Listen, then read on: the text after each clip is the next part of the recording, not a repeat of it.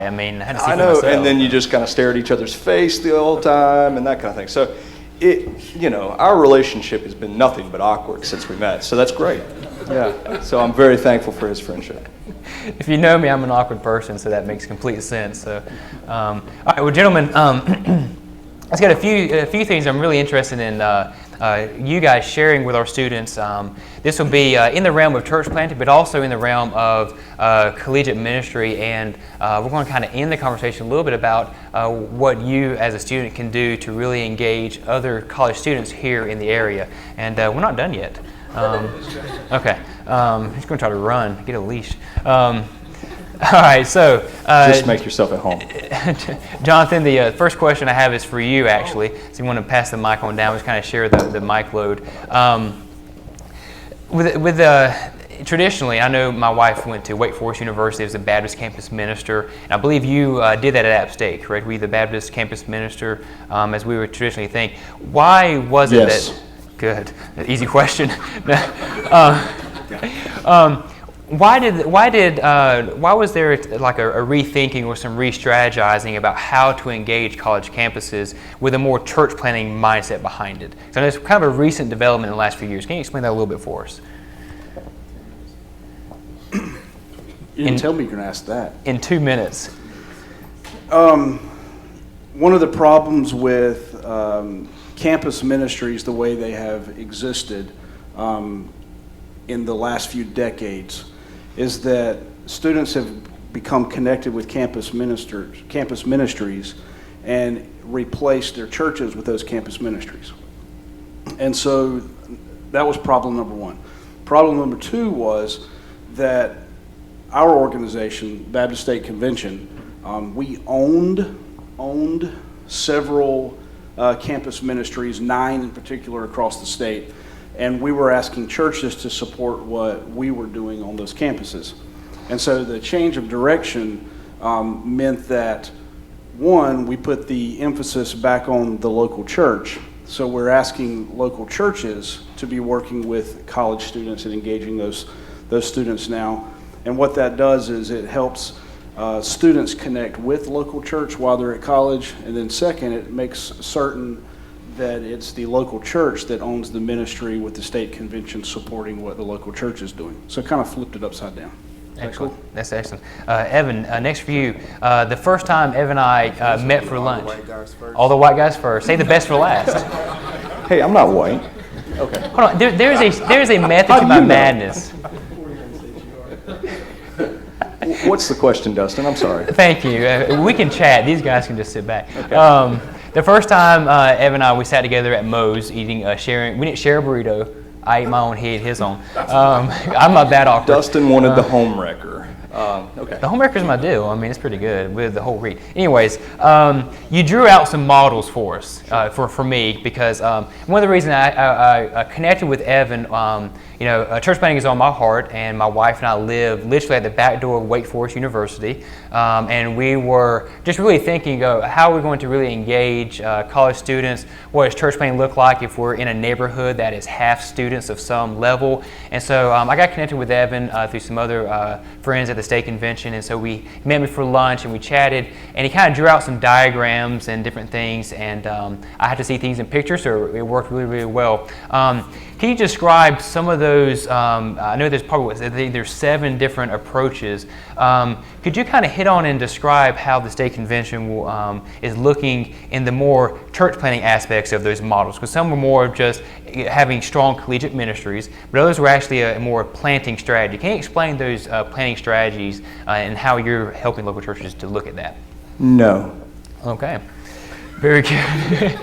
No, we realize that, like Jonathan said, local churches have for the past few decades and maybe the past century assumed, because there was a campus minister or it was a Baptist college or it was some kind of affiliated university, that there was some kind of gospel presence there. Churches had that assumption.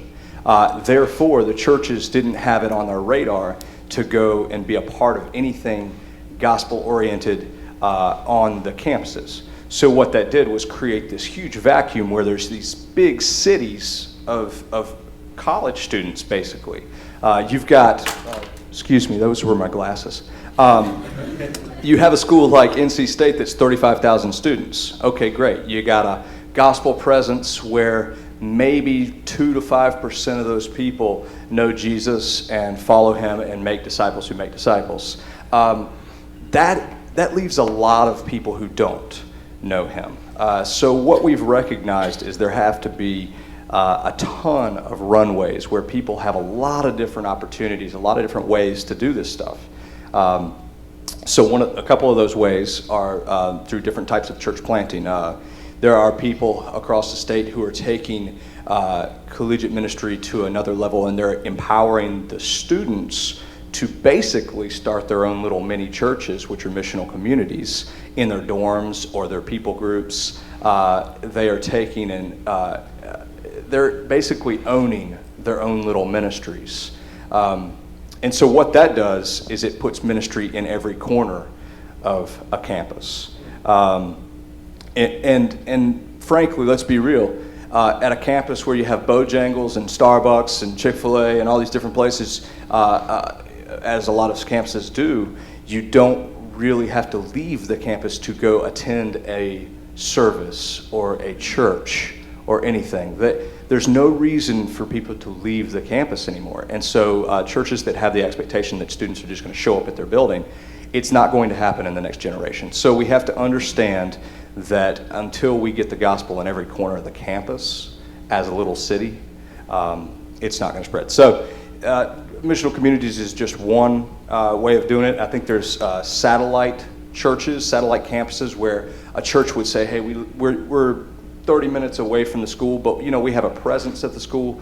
Let's put a campus or a service maybe 1 minute down the road from the school. Let's do something that attaches ourselves to the environment around the campus or the collegiate environment. So satellite campus would be another. And then what else is there?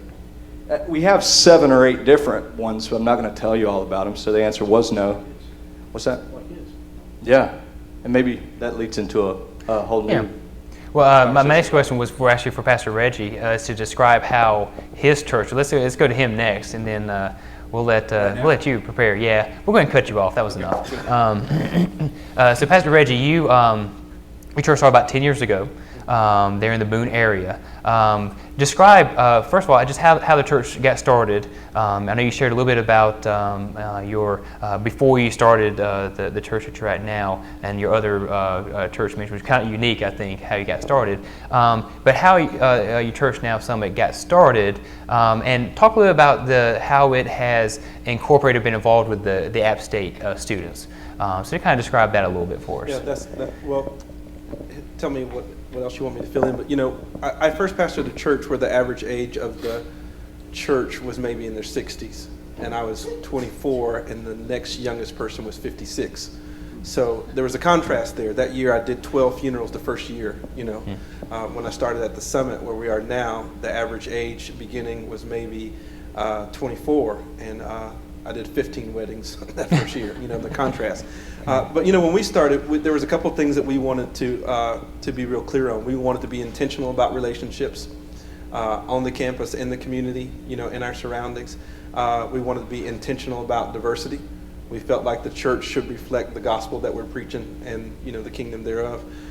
So those were kind of some of the ways that we really started. We tried to figure out what were the essentials of faith. What were the foundational teachings of salvation, baptism, communion, worship, those kind of things.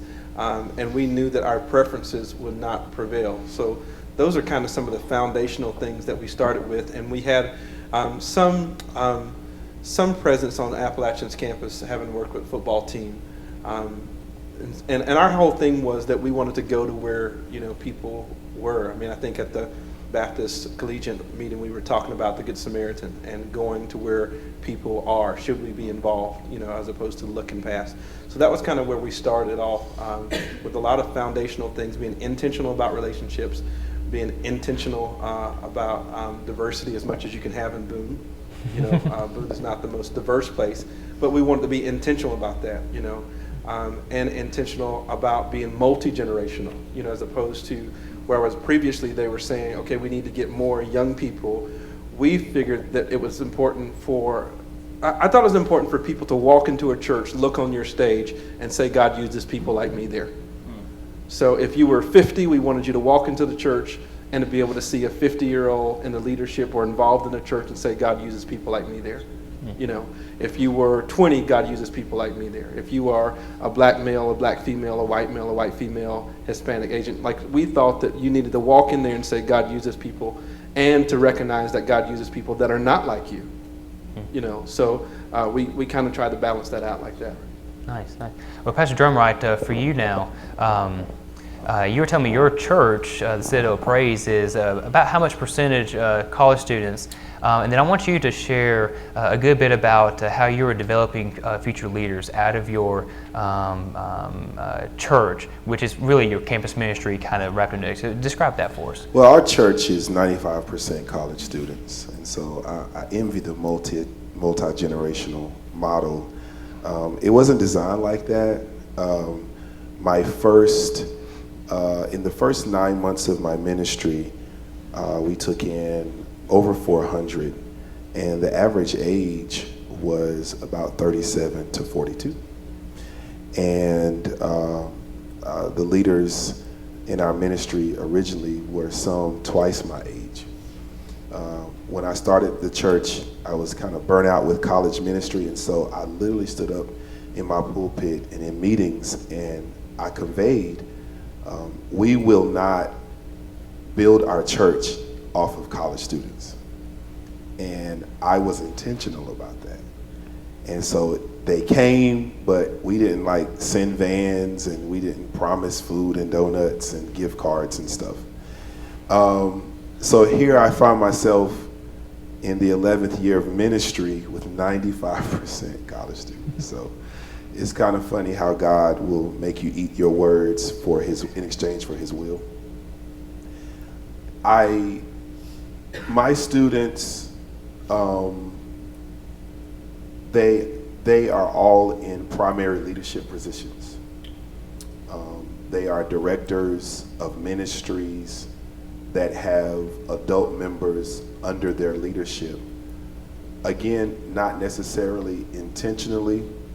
I was invited back onto the campus to do a worship service, and I was hesitant about it. And so when one of the students approached me with a group of students behind him and said, "You didn't open the doors of your church in the service," I was shocked, because I wasn't there for that, nor was I looking to capitalize off of an opportunity to bring more college students into our church.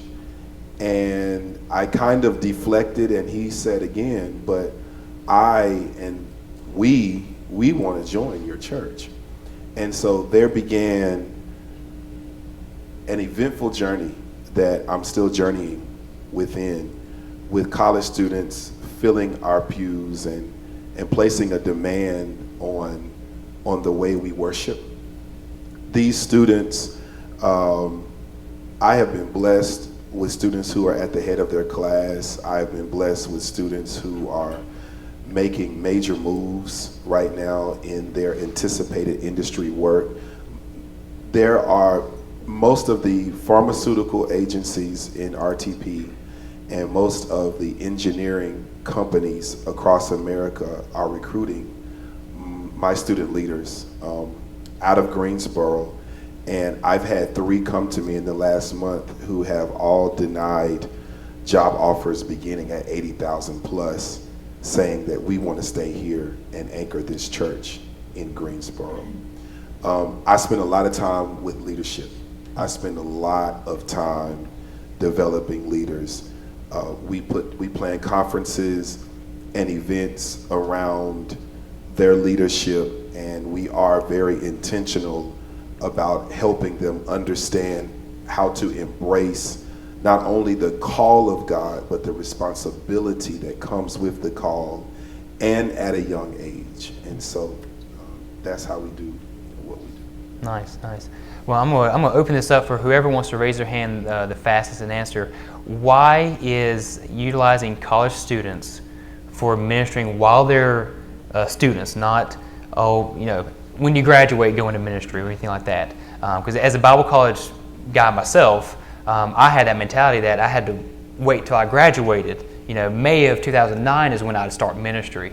And so I missed out for 4 years of what I really could be doing some good disciple making here in our locale.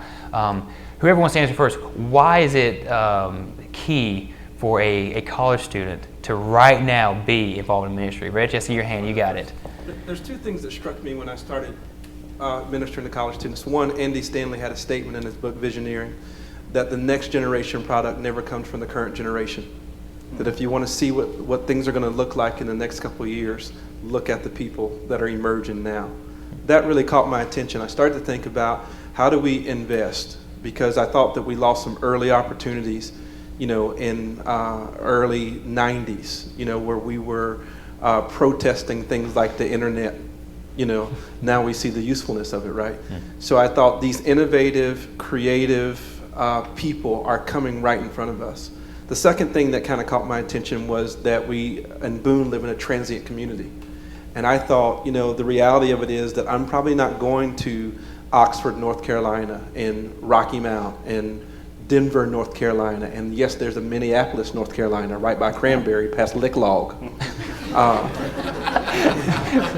So I thought, I'm probably not going to those places, but I can invest in students that are from those places that will go back and win their territory for the kingdom. And the third part, I said two, but our preachers are. The third part that I thought was when Jesus cast out this demon from this possessed boy, and he wants to get in the boat, with him. And those demons had pleaded with Jesus that they didn't have to leave the territory.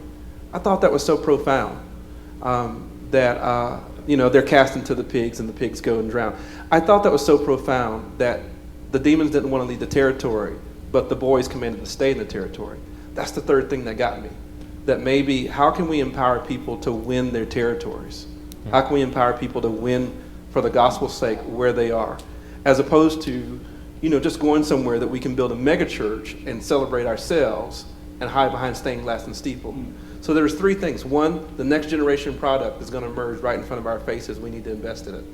The second thing was we have transient communities that we can do more by sending people empowered back to a place than we can rescuing. And then the third thing is a mindset to have cities won, territories won, and not just have a brand that is popular. It's not really about the Cornerstone Summit brand and 10 locations, as much as it is empowering people that with their own gifting and personality can go and win for the sake of the kingdom. Awesome. Two other things.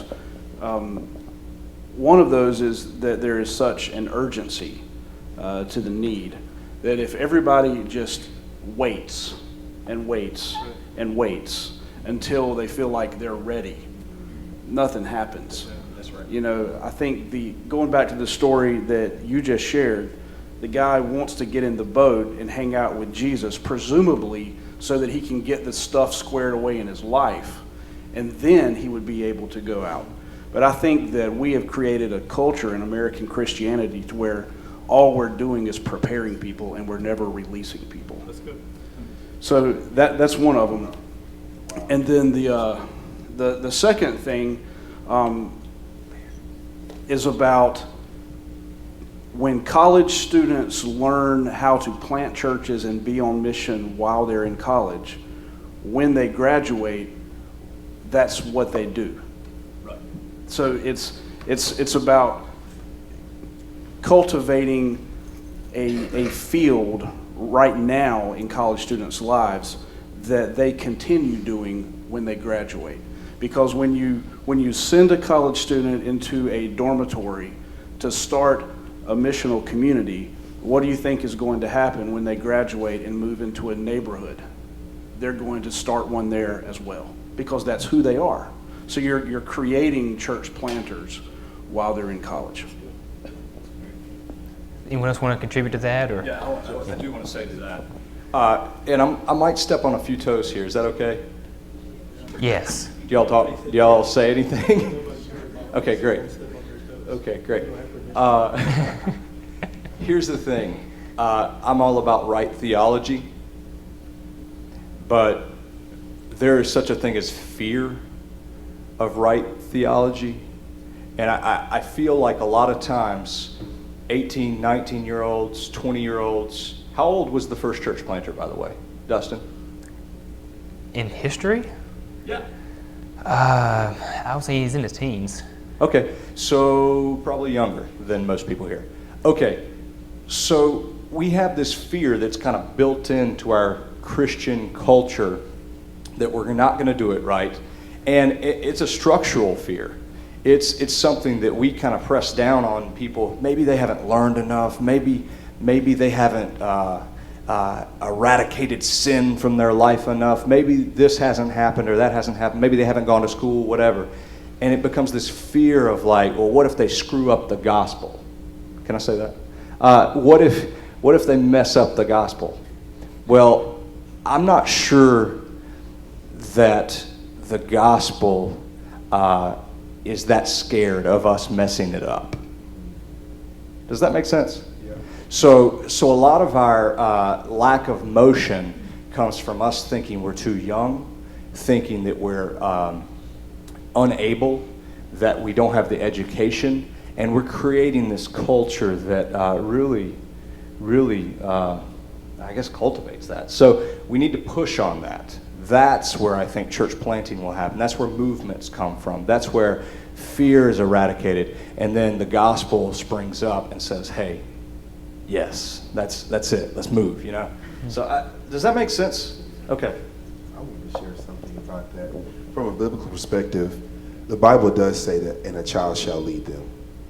And if the life and the journey of Jesus matters, his ministry began at 13, and he transitioned back to the Father when he was 33. The reason why now and not later is because there is no guarantee that there will be a later opportunity. This is important to me, and I heard the Holy Spirit, say to share this. In 1 Peter 2:9 it says, "But you are a chosen people, a royal priesthood, a holy nation, God's special possession, that you may declare the praises of him who called you out of darkness into his marvelous life." It does not denote when you're supposed to declare it. It does not put it on a rubric or a time stamp, when you are ready, when you are prepared. But if this word teaches me that I'm a part of a chosen generation, and the characteristics of this chosen generation would be considered to be a peculiar people, it seems like that perhaps the Holy Spirit is placing a demand on our gifts and our callings now and not later. How many, Jonathan, this is a good question for you. About how many college students are there in the state of North Carolina? 1.1, is it talking? We still have audio, we're good? 1.2 million. 1.2 million students that age in North Carolina. So what would you do if you had... Not that age. That's 1.2 million students. So students. That means that's including students that are at community colleges, in the early college. So that means that college students now can begin at age 15 and go on up really, really old, like older than me. That's actually pretty old. I mean, I'm 40. You're 40? Nice. Those of you who are 41 and older, I'm sorry. Dead, from what I understand. All right, so here's my question. And we got about 10 minutes left, and I don't know if this question will last the rest of the bit, but what would you do, any of you guys, and start here with you since you deal with churches, you know the stories. What would you do with 100 Christian students at a Bible college, and you had complete freedom to unleash this group onto the college campuses around us? What would you do with them? Are you asking me? Yes.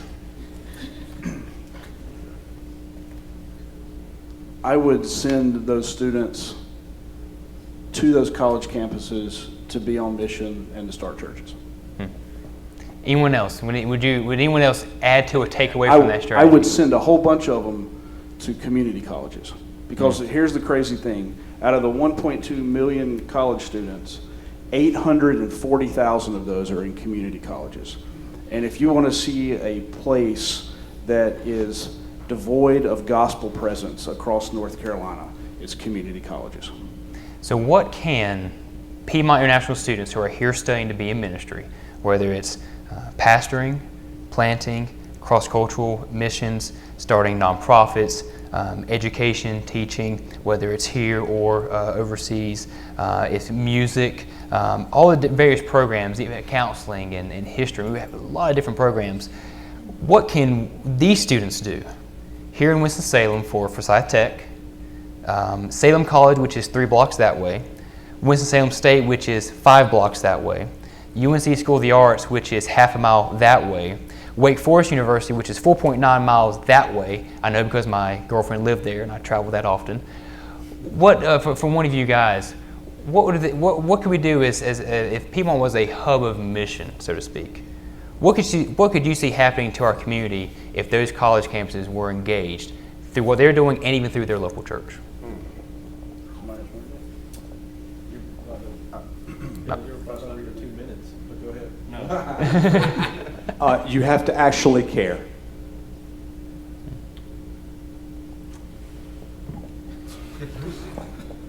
What I would see happening is that suicide rates would go down, incarceration rates would go down, fatherless homes, those rates and those statistics would go down.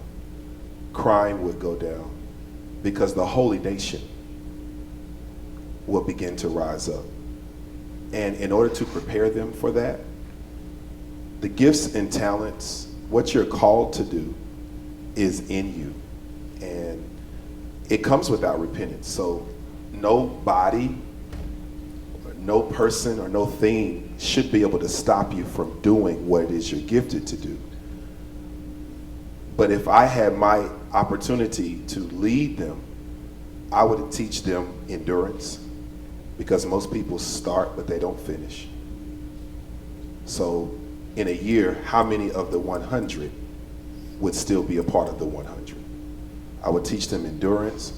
I would teach them discipline, because most youth and young adult in society, and the church is no exception, lack discipline. We have fire and fervor, but we don't want to be taught. We don't embrace teaching, training, and mentorship.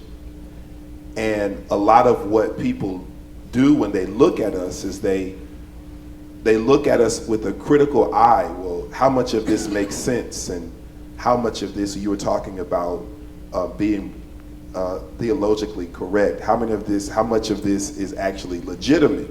So if you can teach young people how to be disciplined, the community will respect what they do even more.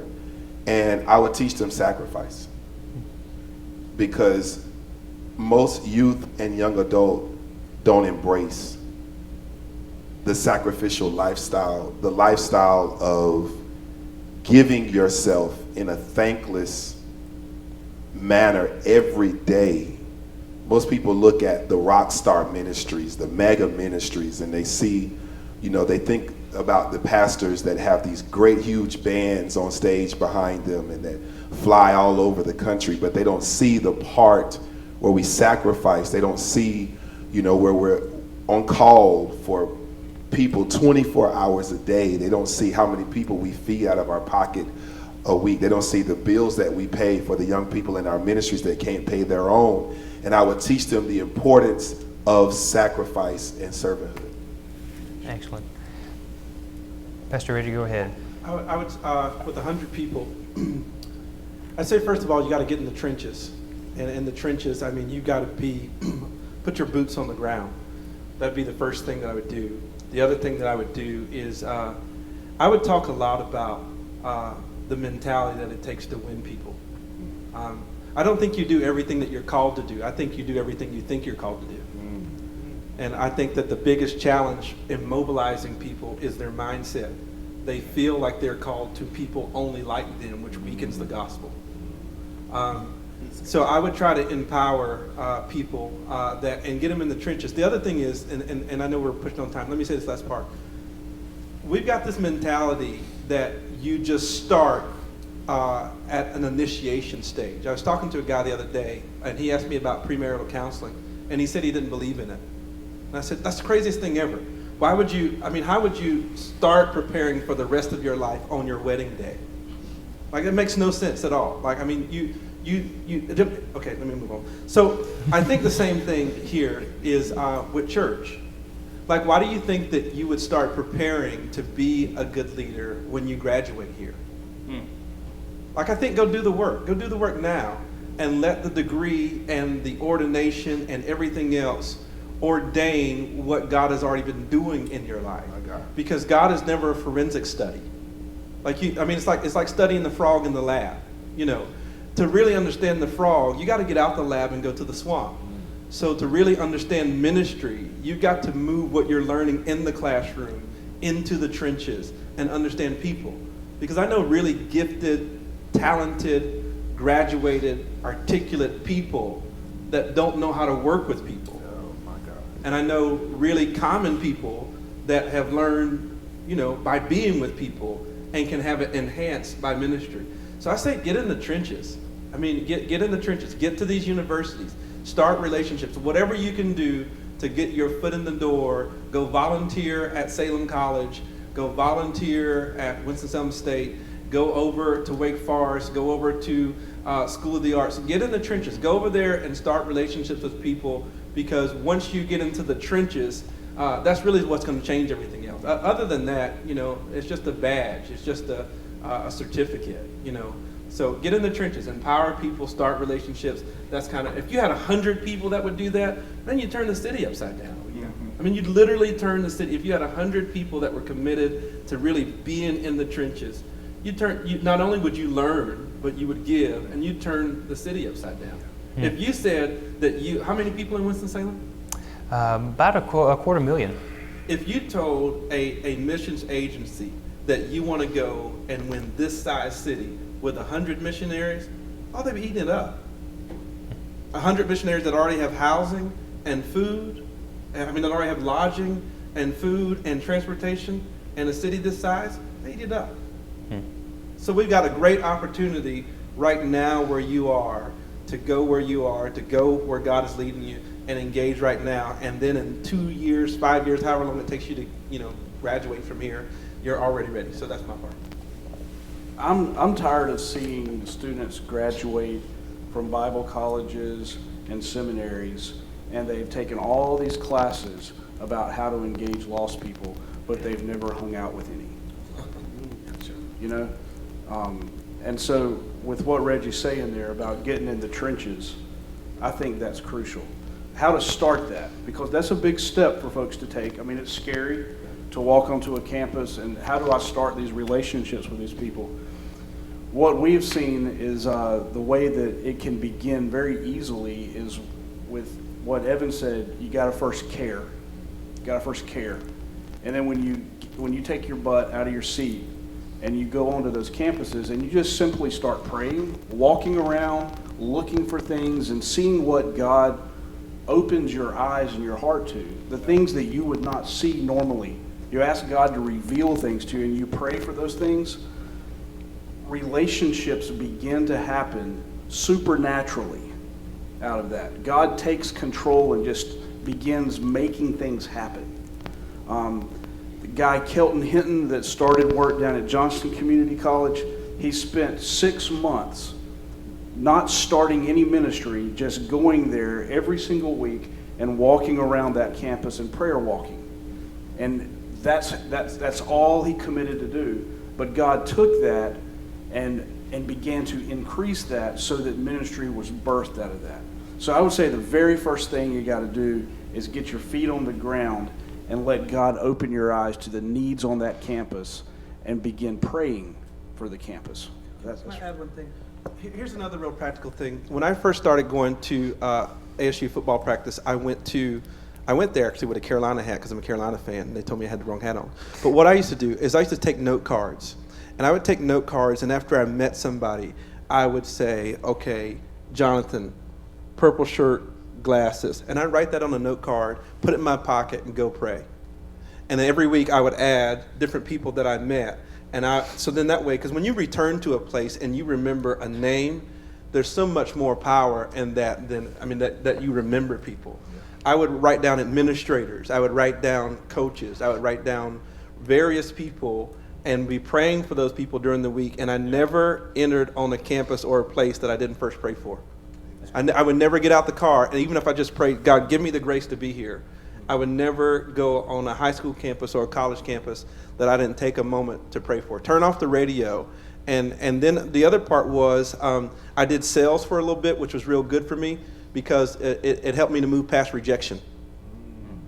So, if you can be rejected in sales, then it was like, okay, so, if you just thought, what's this guy doing here? My first couple of years doing Appalachian football, there was a group of fellow pastors that were like, what are you doing hanging out with those people? You're like Radio. Remember the little movie Radio with the mentally challenged guy? And they didn't say that after them 3 championship rings.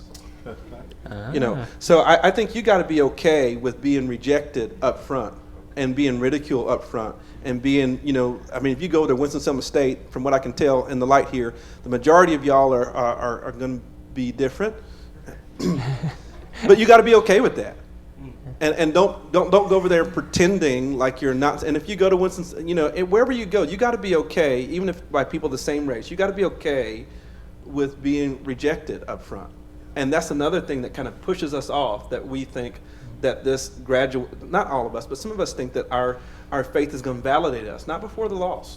So be okay with that. Yeah. Let me say something. I got something first. This is good. So watch this. You're talking with what Reggie's saying right there. You're talking about a guy who, I don't know if you noticed, but Reggie's not white. All right? And he's on a campus at Appalachian State that's like 95% white. Right? So you're talking about a guy that led off with prayer, and now, these years later, because of the work that he's put in there, that kind of work that he was just talking about, a guy that has complete access there. The guy that it is accepted as one of them. He doesn't get the same. You still get some rejection because that happens, but he doesn't get the same kind of rejection that he did because he cared. He started with praying and he loved on people. That's the key. And really, really quick, if you get down to brass tacks, what you do with your studies actually determines what you care about. How are you going to be creative with the assignments that you're given? This is like way base level practicality. What are you going to do to make those things really creative to see how you can fit in, how you can write a paper about what God is leading you to do in your life? How you can do a project or an internship that fits in with this over here and that mission field over there. So you got to start thinking creatively on how to work with professors to get you onto the mission field, because what actually happens is you say this is a great idea. Theoretically, this is awesome, but we don't have time to do it. I don't have the energy after class. I don't have the energy to do this, blah, blah, blah. My calendar is full. Well, not really, not in the rhythm of life, because I believe that God gives us the time to do the things we need to do, right? So take those things that you're given and be creative with them. I remember going and working with the homeless in college because I wanted to work with homeless, and I just ended up writing about a 20-page paper on it. Just found a way to do it. I went to Mexico on a mission trip for 3 months, decided, oh, well, what if I was just to turn this into a little mini documentary? And I talked to my professors ahead of time. They loved it. They wanted to do that. So people are willing to work with you. You've just got to be willing to get outside the box and start thinking about things in a new way. Thanks. Well, gentlemen, thank you for the time today. These 4 guys, the reason I wanted this group is we got 2 guys who are on that equipping side, helping local churches figure this out. We've got 2 guys who are being helped by their resources and are doing it. And so these are gentlemen you would need to come and pick their brains, okay? They're going to be with us at lunch. They'll all be in the cafeteria. Hang out here. I know we got about 10 minutes before the cafeteria opens. They've got a few, some of their material, some of their the things that Evan drew out for me on on his iPad at Moe's, they've got printed now, so he can save the ink on the stylus. And did you get that? There's no ink in it. Yeah, I'm awkward like that. So anyways, pick these guys' brains. They're going to be hanging out with us for a while. If you would like to know a little bit more about the church planting minor, feel free to come by the info sessions today. Let's give you guys a round of applause and thank them for coming. I'm going to ask Pastor Reggie, you got the mic. You're going to pray us out. Oh, I turned it off, but let me turn it back on. There you go. Go ahead. Thank you. Father, we're just so grateful for the people that are in this room, not future leaders, but emerging leaders, that you've placed something great in their heart. And Father, thank you for them being here, and for all the teachers and the administrators, professors, all the folks who invest in them. The harvest is really plentiful for them and for us, and we thank you for them. Thank you for this panel discussion, and thank you for Dustin inviting us here today. Bless this food to nourish our bodies, and bless this fellowship to be strength and encouragement to our souls, and that you would continue to lead and guide the people in this room for the destiny you have for them. In Jesus' name, amen. All right, you're dismissed. Thank you.